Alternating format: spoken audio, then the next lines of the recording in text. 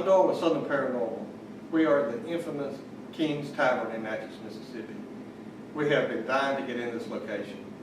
We are the first ones in since Ghost Adventures was allowed in here.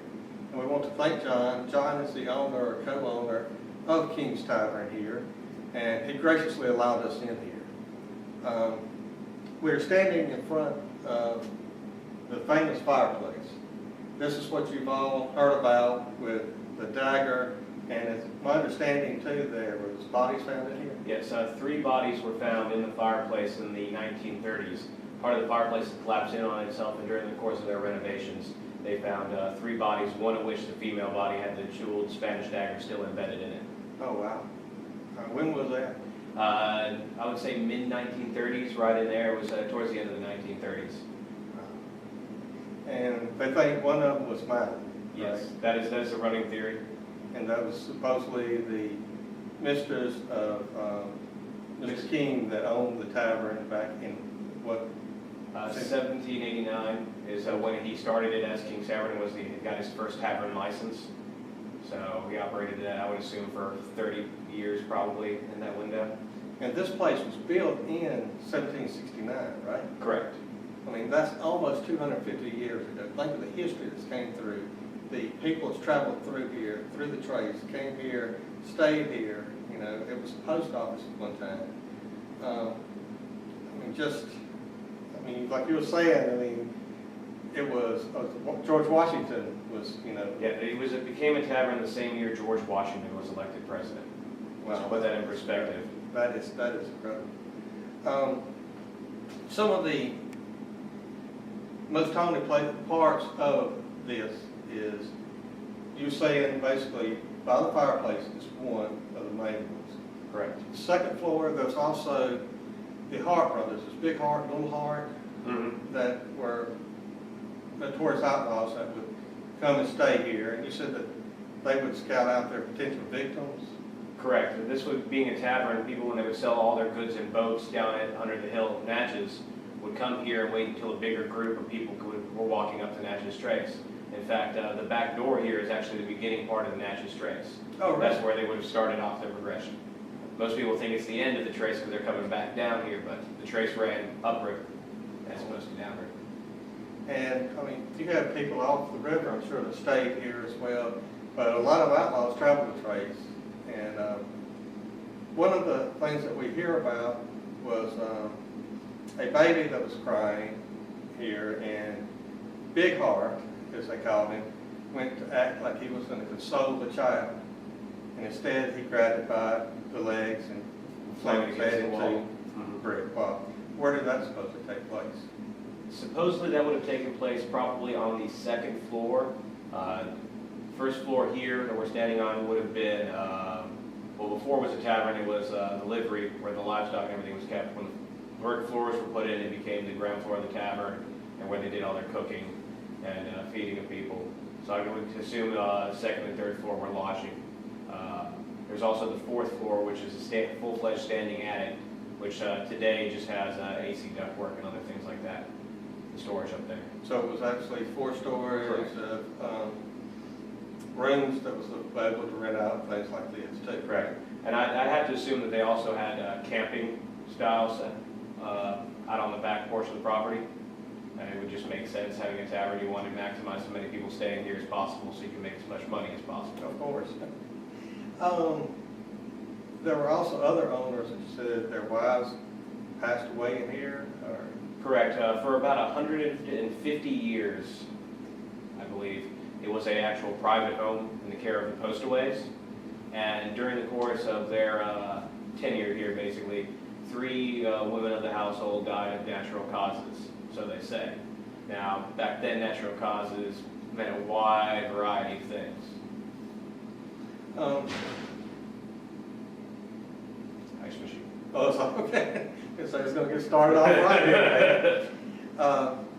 You said there was 3 bodies in here. You said one was a female, Madeline, that they're assuming, and 2 male. Well, the story, as best as I can understand it, is that Mr. King's mistress, not long into their affair, did his wife find out. Well, it wasn't long before she had finally had enough and actually hired 2 gentlemen to kill Madeline.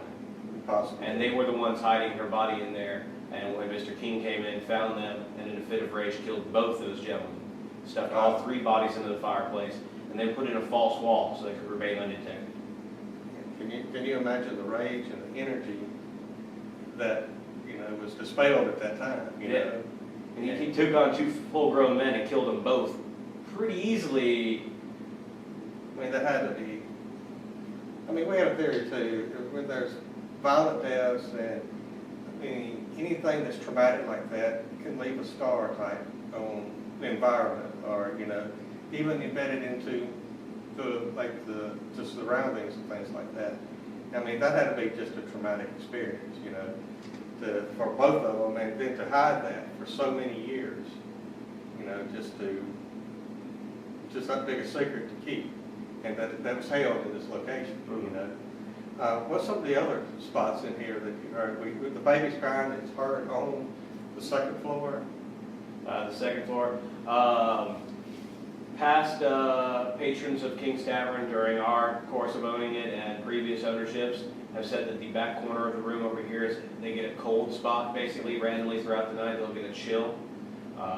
We actually had one customer, she came in with her 2 daughters, and they left abruptly 15, 20 minutes after getting in the door without ordering anything. We figured that they just didn't want anything, didn't like our menu or anything like that.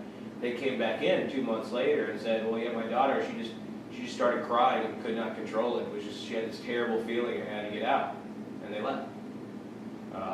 Up on the 3rd floor, people said that they had caught images of what could be children's legs and like a reflection of some of the mirrors in their photography that they've done. Wasn't 3 months into owning the property into what is now our liquor store, someone claimed that they saw a Victorian-era dressed woman walking across. Well, there was no one in there. That door was locked. I had the key. I was downstairs here on the restaurant floor. Wow. Oh, that's amazing.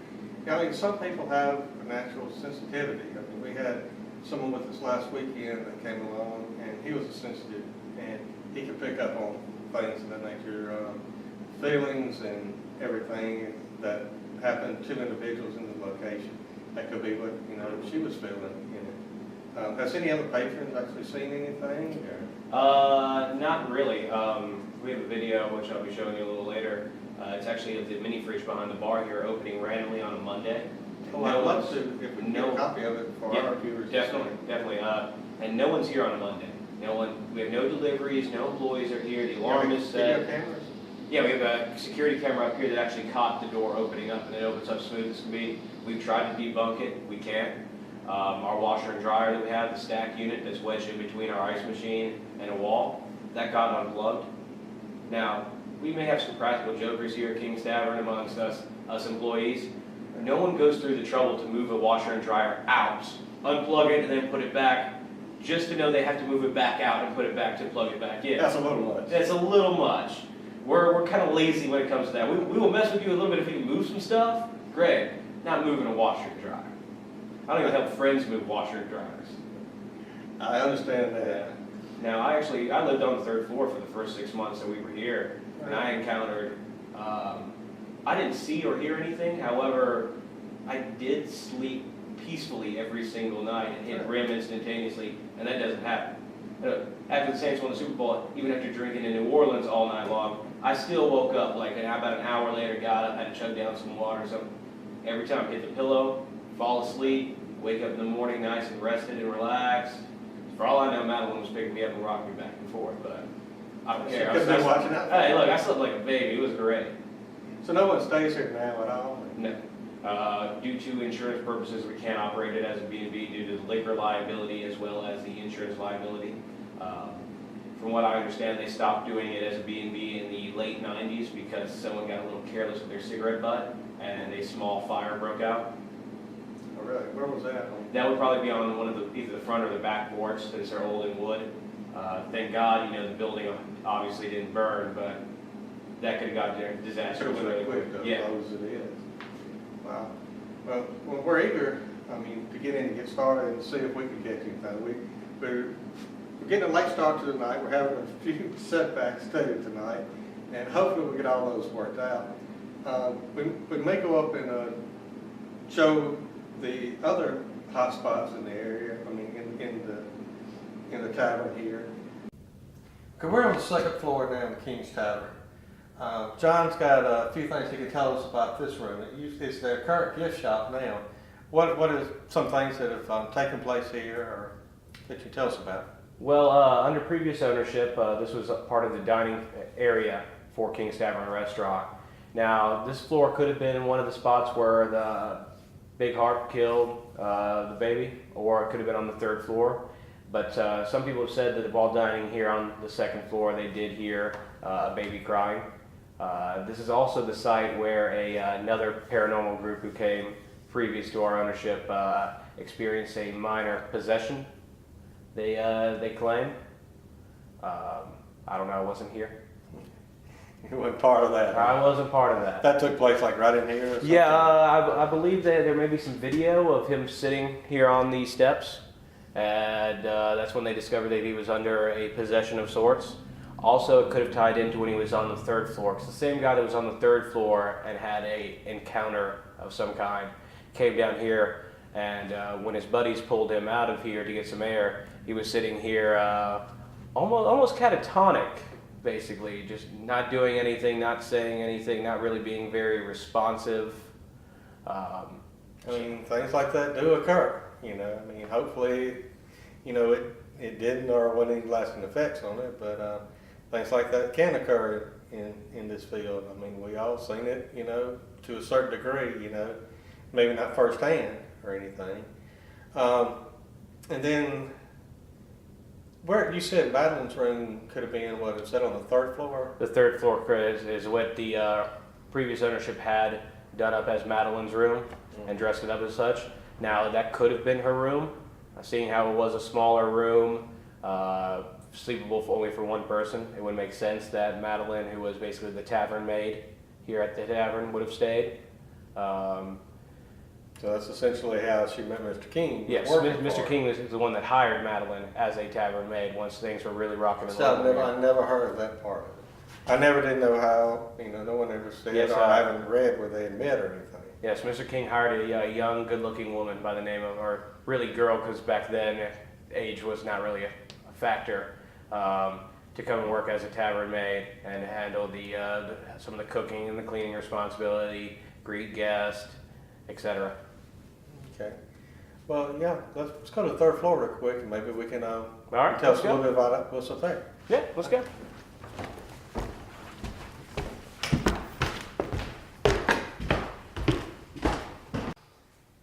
We're here on the third floor. John, tell us a little bit about this one. I think you said that this was possibly Madeline's room? Correct. This possibly could have been Madeline's room, seeing how it is a little bit larger yet still private. One would assume that this would have been Madeline's room or a very, very wealthy guest of the tavern that wasn't staying as a guest of a plantation home, because this would have been a costly investment for someone traveling. Most taverns would have been more bunk style bed, similar to our hostels today. Well, let me ask you this. I mean, it just came to mind. The owners, where would they stay? I mean, where were their quarters at? Would they stay here, or did they have another place? I believe that there was another house here on the property that was segregated off to itself, so that they could have their own little bit of privacy. Since they did have Madeline here working as a tavern maid, you know, she could kind of take care of if anybody needed anything throughout the course of their stay. So this was like the best room in the house. Yes. You know, for for her to stay in, and she must have held a high position to even get this room, basically.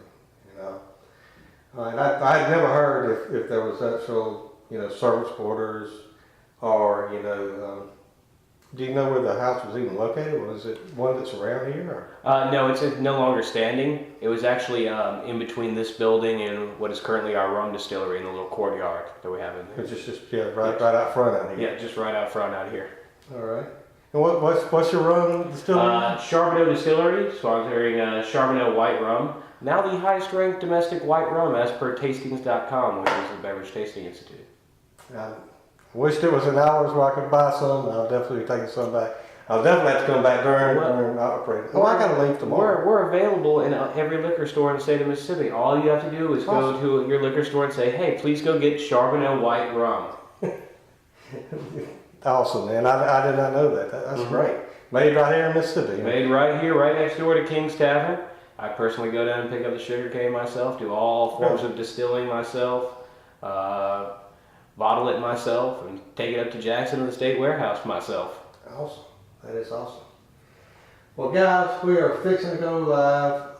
Hopefully, we have everything, our bugs worked out on the trailer tonight. Shadow had a little bit of problem. We had busted one of the plug-ins, and so therefore it really shut everything down. Donald's out there working on it now, Donald and Becca.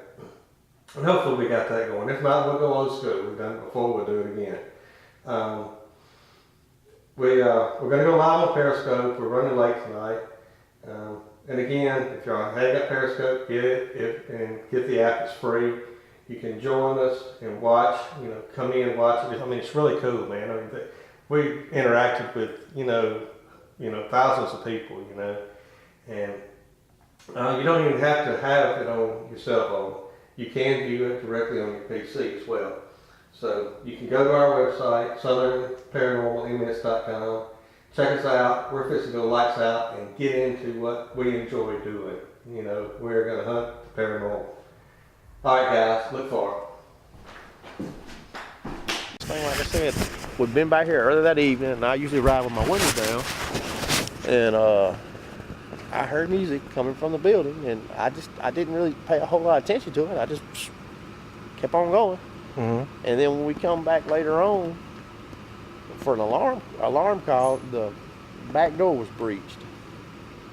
And 152 there was no record player or anything that can make that there's sound. anything that could make the music. It was like a piano playing type stuff, It's not a radio. Well, it was like when I say music, I don't know how to describe it outside of. Right. It was like and I was like, I just assumed it was something that the restaurant had left on. But when we went through, there's no uniform. How long ago has this been? Oh God, that's been what, about 4 years ago, 3 years ago, something like that. Owned it for almost 3 years in So it had to be 4 years ago.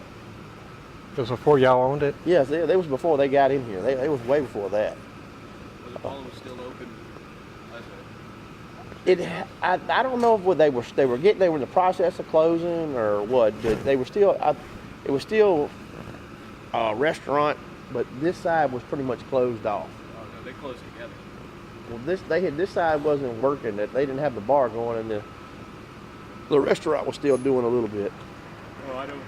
That's what ABC came in and yanked all the booze out of there because they didn't have their liquor permit. license. Yeah, they closed. This side was closed down. Now, how long have you been with the police force here? Come January 1, 18 years. 18 years. 18 years with Natchez Police Department, 3 with Adams County Sheriff's Office. So I got about 5 definitely more. got the background. I got 5 more to go, and I can let somebody else have this. I hear you. But I mean, that's the strangest experience you've had here. So I mean that. Outside of alarm calls, and we can't justify, we'll come in and walk the building, motion sensors, and stuff like that. But there was music coming from the building, and I didn't think anything of it at the time. Because like I say, we were driving by, and you hear it, you just don't pay that much attention to it. But we come back later that morning for an alarm call, and there's no record player or jukebox or piano that was making the noise, and that's what set it off to me. I was like, that was strange. So that's probably the weirdest thing that's ever happened to me. But you've heard a lot of stories, I'm sure, from this location. I've heard a lot of stories over the years, but that is probably the weirdest thing that's ever happened here that I've had experienced it. Yeah, well, hopefully we'll find something tonight in it. Well, you're welcome to join us. Well, I might come out and check out. It's interesting. It's definitely got a history. How much? I don't know how much he's told you or what you know.